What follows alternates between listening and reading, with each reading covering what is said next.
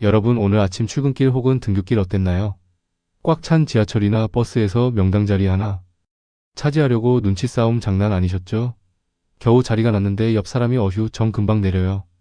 여기 앉으세요 라며 양보해주면 기분이 어떨까요? 와 세상 살만하네. 싶겠지만 사실 그 양보한 사람이 내 가방 속에 든 지갑을 노리고 슬쩍 자리를 비켜준 거라면 이야기가 달라지죠. 지금 미국이 전 세계를 상대로 딱 이런 친절한 척하는 판을 짜고 있습니다. 세계 최강의 돈, 달러의 가치를 스스로 좀 깎겠다고 선언했거든요. 아니 자기네 돈 가치가 떨어지면 손해 아닌가 싶죠? 하지만 여기엔 우리 지갑과 전 세계 경제 판도를 뒤흔들 거대한 비털기 시나리오가 숨어 있습니다. 세상을 보는 6개의 시선. 지식의 완성 인포큐브 렛츠고. 미국은 전 세계에서 물건을 달러로 사주는 유일한 초대형 손님입니다. 우리나라도 일본도 중국도 열심히 물건 만들어서 미국에 팔고 달러를 벌어오죠. 그런데 문제가 있어요. 미국은 물건을 사기만 하고 파는 건 적다 보니 매년 엄청난 양의 무역 적자를 기록합니다. 부족한 돈은 어떻게 할까요? 내 국채를 발행해서 빚을 내서 씁니다. 이게 수십 년 쌓이다 보니 지금 미국 빚이 감당 안 될 수준으로 불어났어요.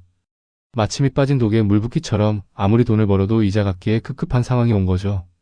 이대로 두면 미국 저러다 망하는 거 아니야? 라는 소리가 나오고 사람들이 달러를 안 쓰기 시작하면 미국 패권은 끝장납니다. 그래서 미국은 주기적으로 이미 빠진 독을 아예 새 걸로 갈아치우거나 물을 채워줄 다른 사람을 찾는 판 갈아엎기를 시전합니다. 이 판을 갈아엎는 기술, 미국은 이미 1985년에 한 번 써먹은 적이 있습니다. 바로 그 유명한 플라자 합의죠. 당시 미국은 빚이 너무 많아지자 일본과 유럽 대표들을 뉴욕 플라자 호텔로 불러 모았습니다. 그리고 이렇게 말했죠. 야, 달러가 너무 비싸서 우리가 물건을 못 팔겠어. 달러 가치 좀 낮추고 너희 엔화 가치 좀 올려라. 말이 좋아 합의지 사실상 협박이었죠. 그 결과 엔화 가치가 2배 넘게 폭등했습니다. 일본 물건값이 2배로 비싸진 거예요. 반대로 미국 물건은 싸졌겠죠.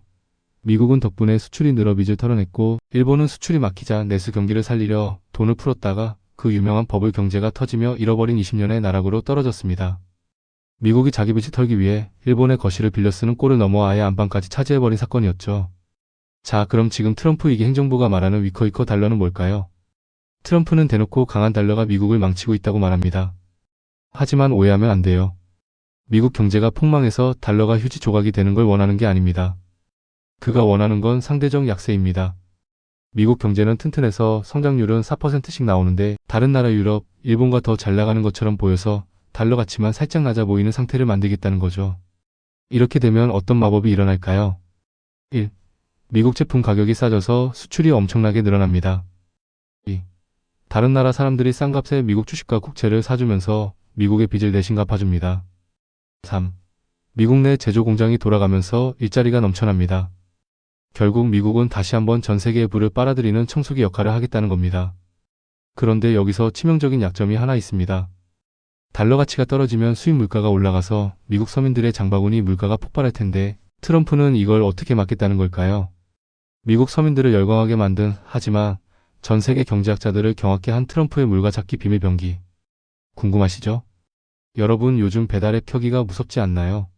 치킨 한 마리에 배달비까지 하면 3만 원이 훌쩍 넘죠. 에이 그냥 해먹자 하고 마트에 가도 상황은 비슷합니다. 명절날 친척들이 모이면 꼭 나오는 소리 있죠? 너 연봉 얼마니? 그 돈으로 집은 언제 사니?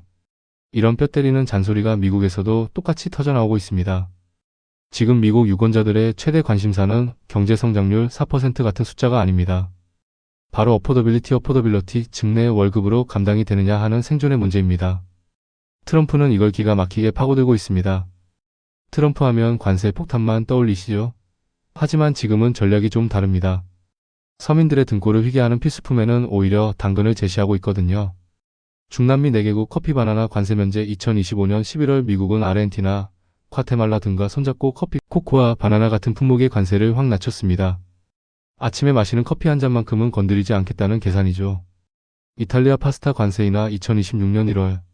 미국 상무부가 갑자기 이탈리아산 파스타에 매기던 반덤핑 관세를 깎아줬습니다. 왜냐고요? 안 그래도 비싼 식재료비 때문에 민심이 흉흉하니까요. 가구 캐비닛 관세 연기 집 사기도 힘든데 가구가까지 오르면 답이 없죠.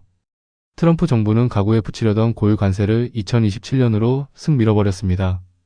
이게 바로 눈 가리고 아웅하는 격일 수도 있지만 당장 지갑이 얇아진 서민들에게는 오, 트럼프가 내 생활비를 신경 써주네 라는 강력한 메시지가 됩니다. 특히 올해 11월에 있을 중간선거에서 표를 얻기 위한 필승 전략인 셈이죠. 더 놀라운 건 베네수엘라와의 관계입니다.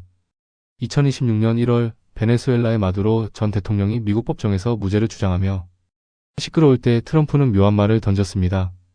우리 석유 기업들이 베네수엘라에 들어가서 기름을 왕창 뽑아낼 수 있다. 인권이나 민주주의도 중요하지만 당장 미국 주유소의 기름값을 낮추는 게 더 급하다는 겁니다. 적대국이었던 나라와도 손을 잡아서라도 물가를 찾겠다는 그야말로 실용주의를 넘어선 생존형 외교를 펼치고 있는 거죠. 그런데 말입니다. 이렇게 인위적으로 물가를 누르고 금리를 낮추라고 연준을 압박하면 어떤 일이 벌어질까요? 자칫하면 모래 위에 쌓은 성처럼 경제 구조가 한순간에 무너질 수도 있습니다. 돈은 많이 풀리는데 물가만 억지로 누르면 나중에 그 스프링이 튀어오를 때 감당할 수 없는 수준의 인플레이션이 올 수 있거든요. 트럼프는 이 위험한 도박을 성공시키기 위해 비장의 카드 하나를 준비했습니다. 물가가 올라도 생산성이 압도적으로 높으면 괜찮은 거 아니야? 이 논리를 완성해줄 인물이 바로 새 연준 의장 후보 케빈 워시 그리고 인류의 미래라 불리는 AI 인공지능입니다. 미국 경제의 다음 10년을 책임질 AI와 금리 그리고 90년대 황금기를 재현하려는 케빈 워시의 빅픽처. 도대체 어떤 그림일까요? 자, 이제 마지막 조각을 맞춰볼 시간입니다. 앞서 미국이 달러를 살짝 약하게 만들고 서민 물가를 억지로 누르고 있다고 말씀드렸죠. 그런데 이게 가능하려면 딱 한 가지 전제 조건이 필요합니다. 바로 금리를 낮춰도 물가가 안 올라야 한다는 거죠. 보통은 돈을 풀면 물가가 오르는 게 상식인데 트럼프와 그의 팀은 지금 상식을 뒤엎는 마법을 준비하고 있습니다. 그 마법의 이름이 바로 AI 인공지능화 생산성입니다. 혹시 1990년대 후반의 미국을 기억하시나요? 인터넷이 처음 보급되던 그때 미국은 엄청나게 성장하는데 물가는 오히려 안정되는 이른바 골디락스 시대를 누렸습니다. 당시 연준 의장이었던 앨런 그린스펀은 통계에는 안 잡히지만 컴퓨터와 인터넷 덕분에 기업들이 훨씬 효율적으로 변하고 있다는 걸 꿰뚫어봤죠. 그래서 남들이 금리 올리라고 할 때 꿋꿋이 버텼고 미국은 유례없는 호황을 누렸습니다. 트럼프가 점찍은 새 연준 의장 후보 케빈 워시의 머릿속에도 이 그림이 들어있습니다. 지금의 AI는 90년대 인터넷과 같다. AI가 일을 다 해주면 물건값이 싸질 테니 연준이 금리를 팍팍 내려도 인플레이션 안 온다. 라고 주장하는 거죠. 만약 이 시나리오가 현실이 된다면 우리는 저금리 고성장 AI 혁명이라는 거대한 파도를 타게 될 겁니다. 하지만 미국 혼자 잘 나간다고 끝나는 게 아니죠. 트럼프는 지금 전 세계를 상대로 아주 치밀한 밀당을 하고 있습니다. 중국과의 휴전 2026년 4월 베이징. 트럼프와 시진핑이 베이징에서 만나 무역 전쟁을 1년 더 멈추기로 했습니다. 왜냐고요? 중간선거 앞두고 중국산 물건값이 폭등하면 트럼프에게 손해니까요. 일단은 무역 휴전이라는 카드로 시간을 벌고 있습니다. 일본을 향한 압박이야 일본. 너네 애나 너무 싼 거 아니야? 미국 재무장관 베슨트가 대놓고 일본에 금리 올리라고 눈치를 줍니다. 일본 금리가 올라가고 엔화가 강해지면 상대적으로 달러는 약해지죠. 트럼프가 원하는 위커위커 달러판이 여기서 완성되는 겁니다. 오늘 이야기를 관통하는 핵심은 하나입니다. 미국은 지금 자기들의 빚을 털어내고 경제를 부활시키기 위해 전 세계 경제의 룰을 다시 쓰고 있다는 거죠. 이 거대한 판 위에서 우리가 챙겨야 할 인사이트는 명확합니다. 1. 역사의 부메랑 1985년 플라자 합의가 일본의 잃어버린 20년을 만들었듯 오늘의 미국이 내리는 선택은 10년 뒤 우리 자산의 가치를 결정하는 부메랑이 되어 돌아올 겁니다. 과거의 패턴을 읽어야 미래를 선점할 수 있습니다. 2. 금융 방어막 위커 달러와 AI 생산성 서사가 맞물리면 돈의 흐름이 급변합니다.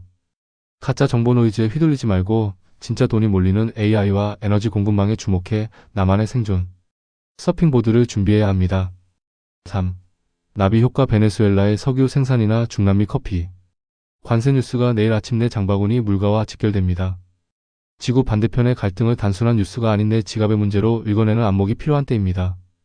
격변하는 세계 질서 속에서 도태되지 않고 상위 1%의 정보를 선점하는 법 어렵지 않습니다. 인포큐브와 함께 매일 세상을 보는 6개의 시선을 날카롭게 다듬으시면 됩니다. 오늘 영상이 흥미로우셨다면 구독과 좋아요 부탁드립니다. 여러분의 클릭 한 번이 인포큐브가 더 깊이 있는 정보를 발굴하는 큰 힘이 됩니다. 지금 바로 구독 버튼을 누르고 남들보다 한 발 앞서 미래를 읽는 안목을 가져보시는 건 어떨까요? 지금까지 인포큐브였습니다. 감사합니다.